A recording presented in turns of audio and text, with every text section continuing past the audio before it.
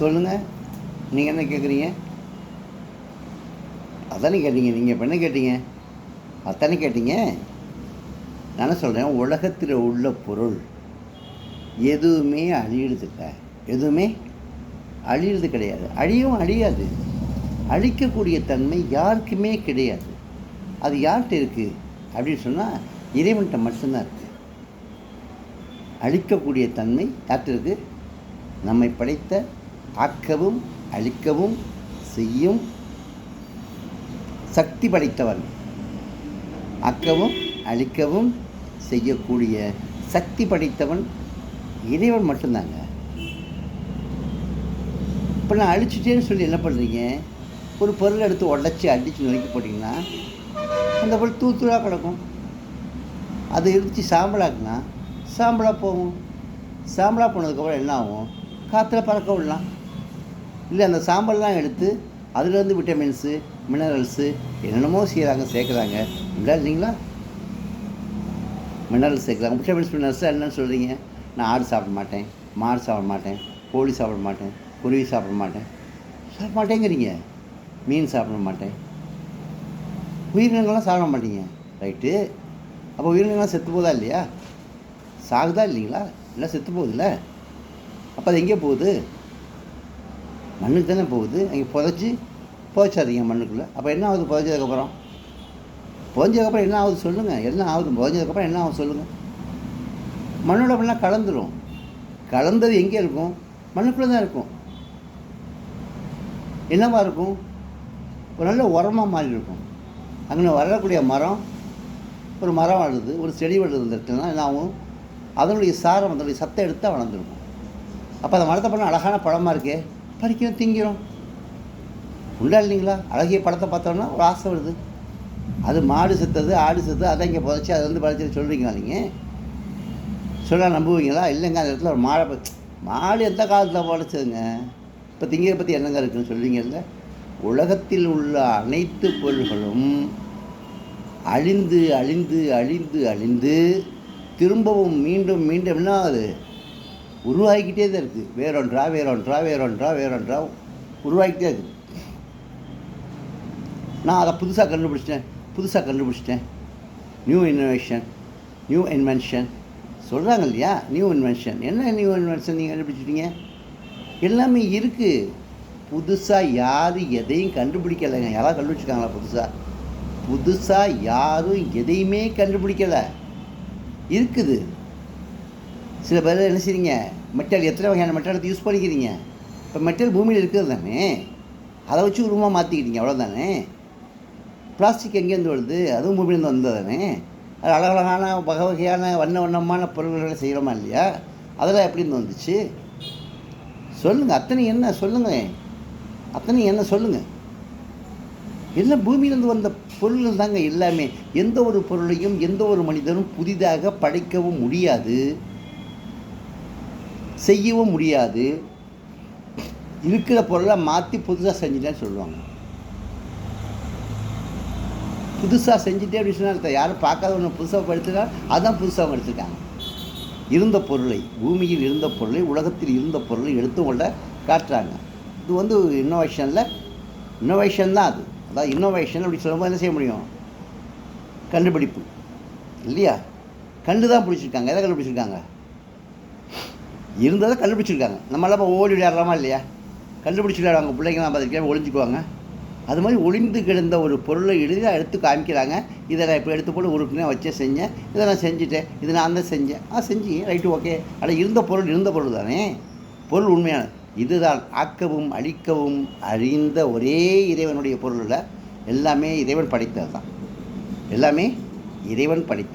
அப்போது இறைவன் படைத்தவன் தானே ஒழிய அதை படைத்த பொருளை எடுத்து வச்சுக்கிட்டு நம்ம என்ன செய்யணும்? அதை மாறுதல் பண்ணி நமக்கு தேவையான, நமக்கு என்ன மாதிரி தேவையோ அது மாதிரி நம்ம செஞ்சுக்கிறோம். இதுதான். அப்போ த யாட் பிரதர்ஸ் கண்டுபிடிச்ச பிளாஸ்டிக் இருக்கு இல்லைங்களா? பிளாஸ்டிக் யார் கண்டுபிடிச்சது? த யாட் பிரதர்ஸ். யாட் பிரதர்ஸ்ங்கிறவங்க தான் எதை கண்டுபிடிச்சாங்க? த ரைட் பிரதர்ஸ் சொல்லக்கூடியவங்க விமானத்தை கண்டுபிடிச்சாங்க. த யாட் பிரதர்ஸுங்கிறவங்க எதை கண்டுபிடிச்சாங்க? த பில்லியார்ட் பால்ஸ் அதை கண்டுபிடிச்சாங்க. அப்போ பில்லியார்ட் பால்ஸ் அப்படின்னா என்னது? அந்த காலத்தில் விளையாடுறதுக்கு யானை தந்தத்தால் விளையாடினாங்க. எதால் விளையாடினாங்க? யானையுடைய தந்தத்தை வச்சு விளையாடினாங்க. தந்தம் தட்டுப்பாடு, எல்லோரும் விளையாட ஆரம்பித்தாங்க. தந்தம் கிடைக்கல, யாரும் செய்ய முடியல, என்ன பண்ணுறது அப்படின்னாங்க. அப்போ இந்த விளையாட்டாளர்கள்லாம் இருக்காங்க இல்லையா, பெரிய பெரிய பணக்காரர்கள்லாம், இதுக்கு சான்றா இதே அளவுக்கு உறுதியான ஒரு பொருளை தயார் பண்ணி கொடுக்குறவங்களுக்கு நல்ல பரிசு கொடுக்கணும்னு சொன்னாங்க. அதே மாதிரி இந்த ராட் பிரதர்ஸ் சொல்லக்கூடியவங்க அதை தயாரிப்பு பார்த்தாங்க.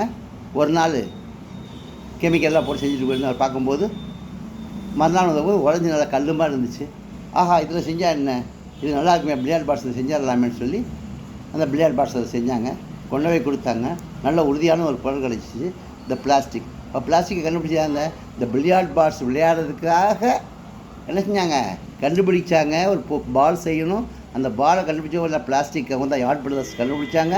அந்த யார்ட் பிரதர்ஸ் கண்டுபிடிச்ச அந்த இதை வச்சு தானே செய்ய முடியும், பில்லியார்ட் பால்ஸ் விளையாடினாங்க. அதையே பல வகையில் இப்போ செஞ்சு வரும்போது என்ன போயிடுச்சு, அது வந்து பிளாஸ்டிக் கண்டுபிடித்த உண்மையானவங்க எதனால் கண்டுபிடிச்சாங்கன்னா, விளையாடுறதுக்காக பில்லியார்ட் பால்ஸ் விளையாடுறதுக்காக அதை கண்டுபிடிச்சாங்க. இன்றைக்கி பிளாஸ்டிக்கு ஒரு மிக மிக அத்தியாவசியமான ஒரு பொருளாக மாறி போயிடுச்சு.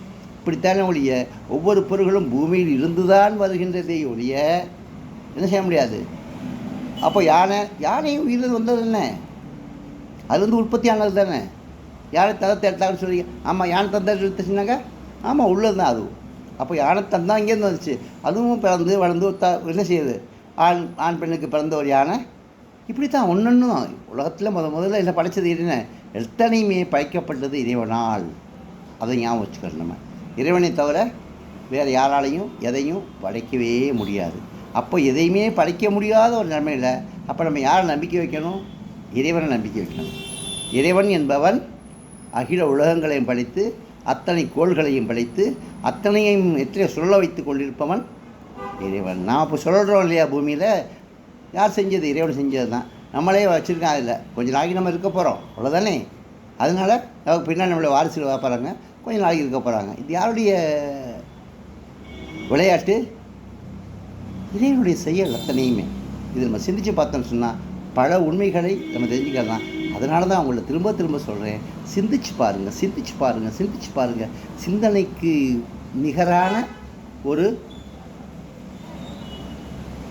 அருமையான ஒரு இது ஒன்று கிடையவே கிடையாது.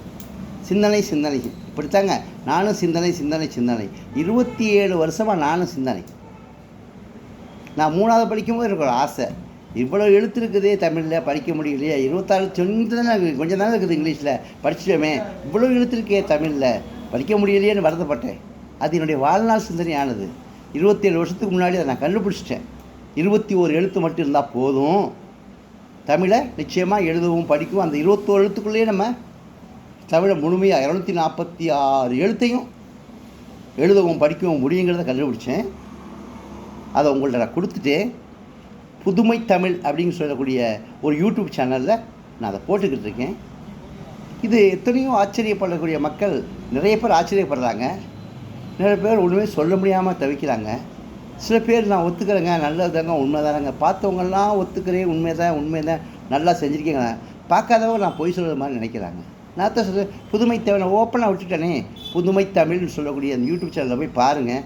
அதுக்கப்புறம் நீங்கள் சொல்லுங்கள், நான் செஞ்சது சரியா இல்லை தப்பான்னு. சொல்ல மாட்டேங்கிறீங்க யாருமே, ஏன் வாய்த்தவங்க சொல்ல மாட்டேங்கிறீங்க? தப்பாக இருந்தால் தப்புன்னு சொல்லுங்கள். நீ யார் கேட்டாங்கன்ட்ட, நீ யாரையா தமிழ் மொழி மேலே கை வைக்கிறேன்னு கேட்டாங்க. நான் அப்போ என்ன செஞ்சேன், மொழி மேலே பலவாக கையை வச்சுருக்காங்க பாருங்கள் அப்படின்னு சொல்லி 2300 வருஷம் முன்னாடி, 2000 வருஷத்துக்கு முன்னாடி, 1700 வருஷத்துக்கு முன்னாடி, 1000 வருஷத்துக்கு முன்னாடி, 500 வருஷத்துக்கு முன்னாடி, 200 வருஷத்துக்கு முன்னாடி, இப்போ பெரியார் மாற்றினார் பாருங்க. நம்ம பெரியார் அது வரலையும் ஒருத்தராக கண்டுபிடிச்சி வேர்வாமொழியை மாற்றினதுக்கப்புறம் பெரியார் வந்து மாற்றினார்.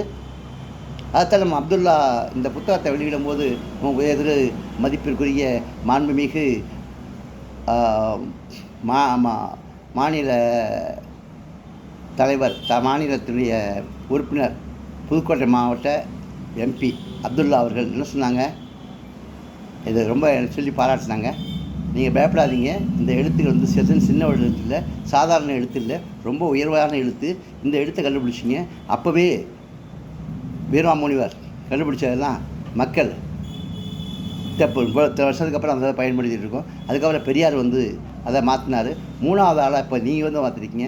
வெல் டன், வெரி குட், ரொம்ப கரெக்டாக செஞ்சுருக்கீங்க. இப்போ நீ பயப்படாதீங்க, இது ஒரு நாளைக்கு மக்கள்கிட்ட சேரும்னா நிச்சயமாக மக்கள்கிட்ட சேரும். நான் கண்டுபிடிச்சேன், மக்கள்கிட்ட கொடுத்துட்டேன். என்றைக்கு வேணாலும் பற்றி ஒன்றும் பிரச்சனை இல்லை.